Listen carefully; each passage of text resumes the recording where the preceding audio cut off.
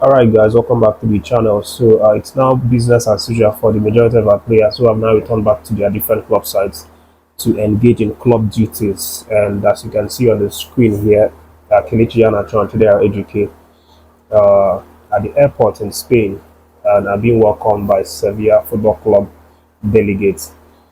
Of course, it's just so nice to see, that these guys have now gotten their freedom and they've now returned back to their clubs.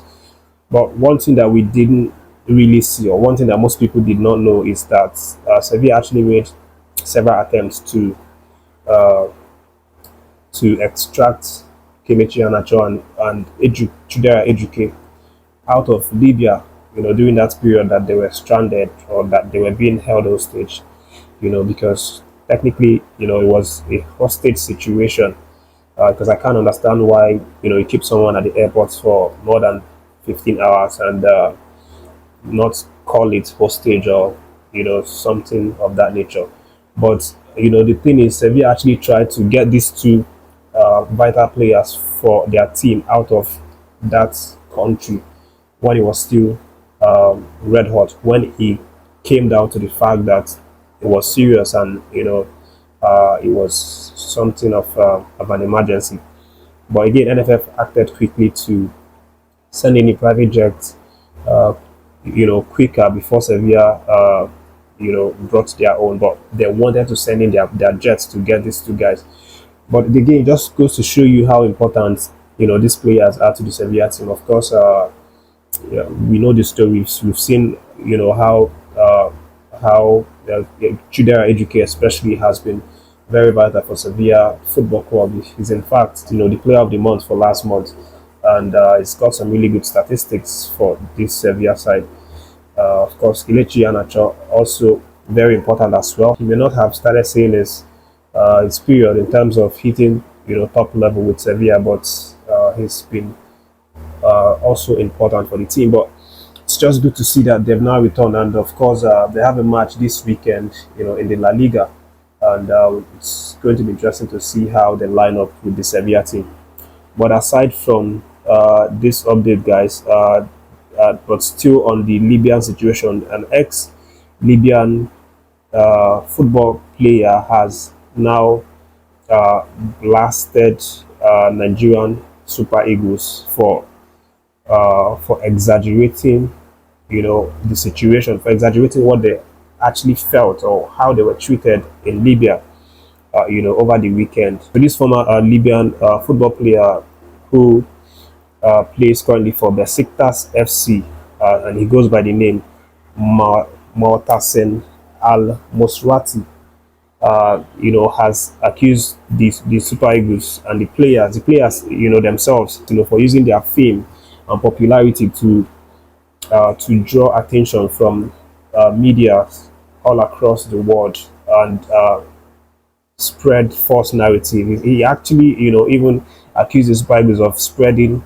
fake news or unverified reports that was not necessarily true, that the Super Eagles were not put under such kind of treatment, that it was just something that they did because of their influence, because of the big names that they have in the team. And he said that the situation was more or less the same thing with what his team or his teammates faced when they came to Uyo last week. That it was just a logistical issues, that's transportation issues, that was the problem, that the Super Eagles didn't need to blow the whole matter out of proportion. He said that it's unfair for Libya because when it happened to them last week, nobody talked about it. Super Sport didn't cover it, BBC didn't cover it. World leading media did not cover it because Libya is a small country. The players are not that famous, on a global scale. That was why it was just pushed aside. Nobody talked about it. But now that it involved the Nigerian Super Eagles, everybody's talking about it. He said that it's not fair whatsoever.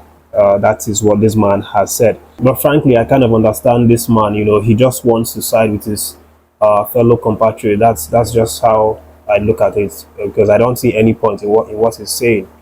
It was very clear to everyone. It was clear to the world, how these guys were being held up for up to 15 hours at the airport. We saw the pictures, we saw everything, including the time frame within which these things happen.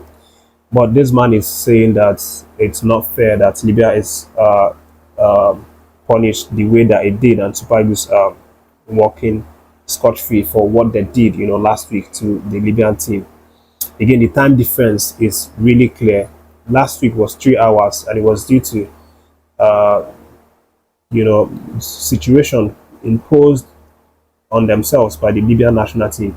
The Super Eagles zone was more than 15 hours, so the difference is very clear. As a matter of fact, after the incident with the Nigerian team, the Libyan president reportedly stepped down from his role as the president of their football association because of what happened. And he said that, in his word, he said that he doesn't want to be part of the failure in Libyan sports.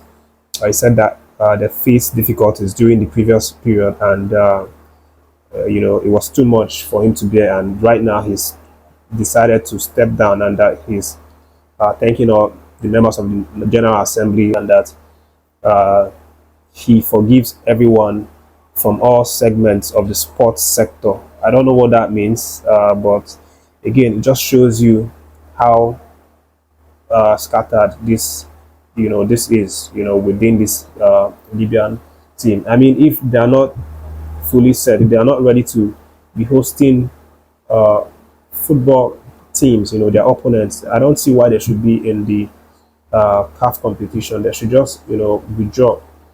But again, that decision still remains with the CAF regulatory body. We'll see what happens with that one. Great to see our guys back on the, in their club sides. And to mention a very important personality, of course, is Victor Osimhen. He's also back in training and is in line to actually feature for Galatasaray this weekend as they play Antalyaspor, over the weekend. So it's going to be interesting to see, the games that will be coming out this weekend, especially our Super Eagles players will help influence that game. That's the update, guys. Thank you for watching this one, and stay tuned.